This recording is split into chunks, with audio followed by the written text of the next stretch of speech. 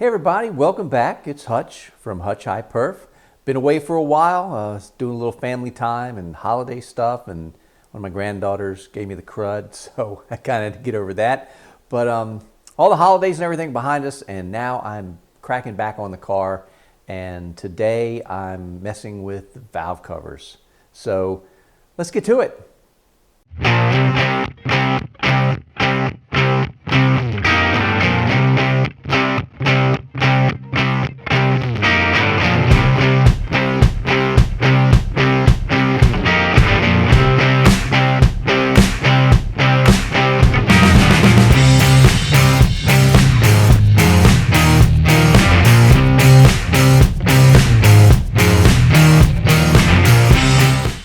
So we are back on valve covers.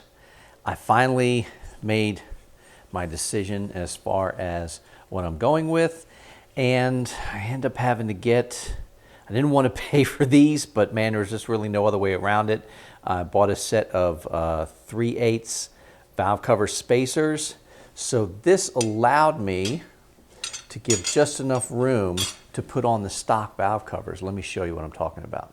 So this ended up being the valve covers I wanted to use. I think these are like early 70s. I can't remember the exact time frame. It's like 72 to 75, something like that. It has the Oldsmobile script on them. Very, very nice. So on the other side of the car, you would have your valve cover, because GM, they made one valve cover and they stamped them and they were all the same, just like this. So on the passenger side, Oldsmobile is in the front. That's where the script is at. But then you come over to the driver's side and it's on the car and the script is in the back. Well, it's hidden by the master cylinder and the booster and everything. And well, if anybody is familiar with this channel and with me, I can't have that. So here's what I did. I measured and wanted to get my placement exactly right so it mimicked the other side. And I just cut it out from the one and then traced it, cut out the other side to match, and then voila. Got a lot of welding to do, but that's basically it. I swapped it because that way when it goes on the car, that Oldsmobile script is going to be on the front, just where I want it. But this is going to take a lot of work, a lot of welding, some body work, because all the pinch welds on the side leaves like a dimple, and I want to try to get rid of that so everything is smooth. So yeah, that's what I'm messing with right now. So if you can see from this one, I have installed a baffle on the inside. Well, really, just like the one I had to cut up, it's really just taped in for now. So what I did was I used a piece of cardboard, and I made my shape how I wanted it. And basically what I was trying to do was come up with something about like that would sit down in here and cover up my center hole so I could put a breather, a PCV, whatever I wanted in there. I didn't have to worry about any oil splashing back on it. And so once I came up with my design, let's just trace that onto metal, and I ended up using leftover metal from when I modified the air cleaner for the dual quad setup. And then so that went on, and I just cut it out and slapped it in the vise and bent it over to kind of give it the shape. And there it is. It's right in place. It's going to cover both sides. I'm going to try to make sure that there's plenty of air gap around it, just so it's going to be able to breathe okay. I don't want it completely airtight. But man, that kind of looks kind of factory almost. It looks kind of was made that way with the finish on the inside. So that turned out rather nice. So as you can see, there is a lot of welding and sanding and welding and sanding. It needs to be done to get this finished. And like I said, the old baffle ran down the entire side, and you can see it's left all these dimples all over the surface of it from where the pinch welds went in. And so now I'm either gonna have to weld that up and sand it down, or maybe beat it from the inside and kind of hammer the dimples out. I don't know. I'll figure out what to do with that. But it's a lot of banging and a lot of cutting and sanding and welding. And yeah, I'm gonna work on this, and obviously, before I even started filming, I've already done a little bit of work here because I've got the other side just about hammered in place where I want it. I just got to cover up the script so I don't sand on it because I've already accidentally hit a little spot. And then basically to sand the weld down and then check for any holes and just keep welding up the pinholes until everything is clean. This side, it's going to take a little bit more. But yeah, so I don't know. I'm thinking now I'm going to work on this when I work on it because it's too much work to try to get this thing hammered out into one video. So here's the start, and I'll finish them at some point. So let me go over here and I'll show you a couple other things that are on the car that need to happen before I can finish my wiring harness. So the intake manifold, there is a bung on this side for a coolant sensor. The thing is, I'm going to have two, and this bung on this side is actually going to handle the coolant sensor that's going to run my two dual fan setup. And where this circle I've kind of sharpied out on this side, this is where I'm going to drill and fix another bung on this side. This is the factory side, about the right location where the harness would come up and plug into the coolant sensor that gives you your gauge reading. So I've got to drill this out, and I've bought an aluminum bung to install in here, and then I know a guy to be able to get the TIG work done to weld it up. So that needs to come off at some point, but I really want to get these valve covers done before so I can get this chain off, get this thing out of the way so I can tear the intake manifold off, because obviously every time I need to get to this valve cover over here to do any work, I've got to take the one bolt out on that side for the engine mount, and then I lift it and then tilts it a little sideways and I can get the valve cover out.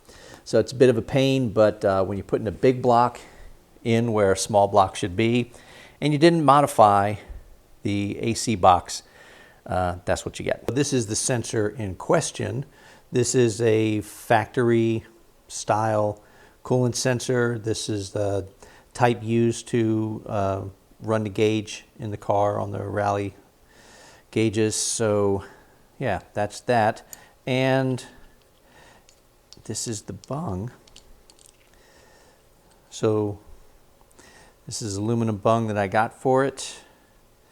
And yeah, I just need to drill the hole out and then have that placed in.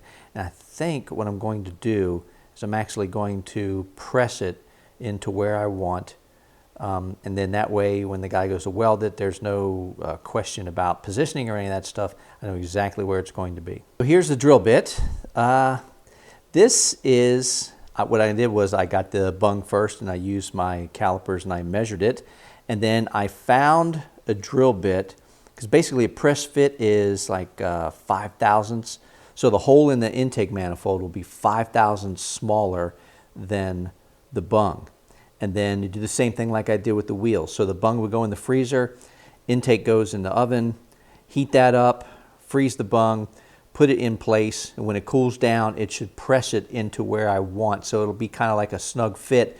So that way when I take it out to have it welded, it's welded in just the exact spot that I want it, which is good for me because I can't let anything go. I have to be in control of everything. So yeah. So when it comes to stuff like this, I just I wish I had the ability to do everything myself. I wouldn't farm anything out. But anyway, so yeah, so that's a drill bit I had to get the exact size hole. And I've been working, painting bolts, doing all kinds of stuff to be able to start putting the accessories on. I think at this point they can just all go into place.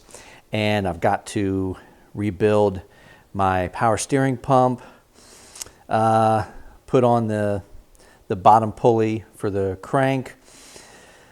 I've got to figure out, so the way this system worked, there would be a vacuum line that came out from just underneath where the AC box is, and that ran over to the other side and it teed in to the vacuum supplied to your brake booster. And that was basically It's that guy up there. So that would be your vacuum supply for the AC unit, and because it's vacuum that runs all those doors inside. So I am actually going to shorten that up, because I think what I'm going to do is I'm going to get rid of that, because I don't know. I could keep it and it'd probably be okay, but I think it just looks a little unsightly, and I think just having the washer jug here and then the rest of the fender well just being kind of smooth, cut all these studs off and then smooth out that fender. I just think it would look a little cleaner. So that's what I'm thinking about doing. So since I'm not using this evaporative system, I'm thinking about buying, there's actually, I forget who sells it, but there's a vacuum tank that's approximately the same size as that, and it's already like a matte black finish. I could replace that and put that in its place, and it would almost look factory, and then that would be the vacuum canister for the supply that would go over to the AC side.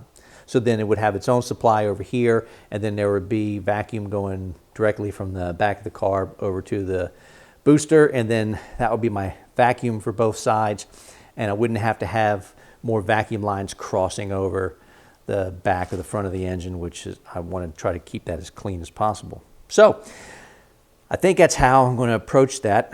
I've got to do a little bit more research. I want to find something that, I don't know.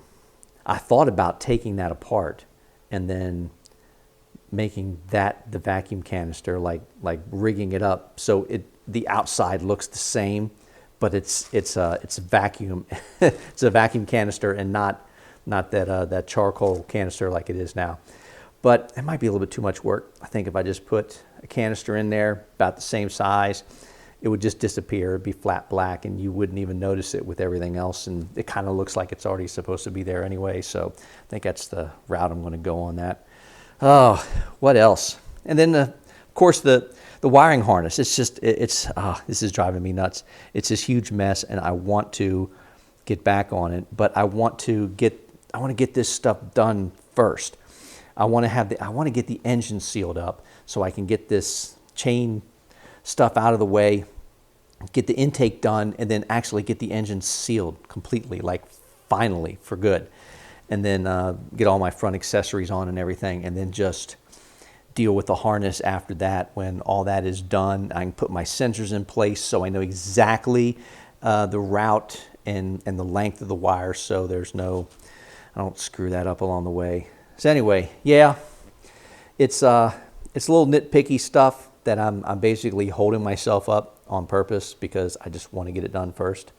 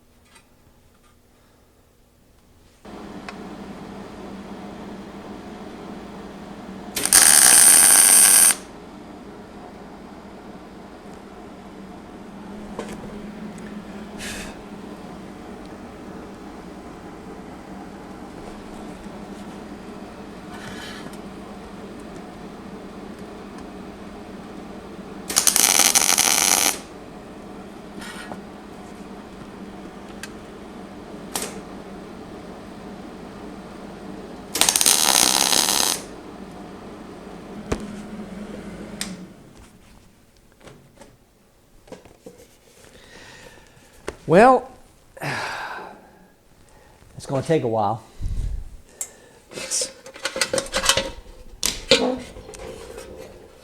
So I'm kind of messing with the first one. You can see the penetration marks from putting in my baffle.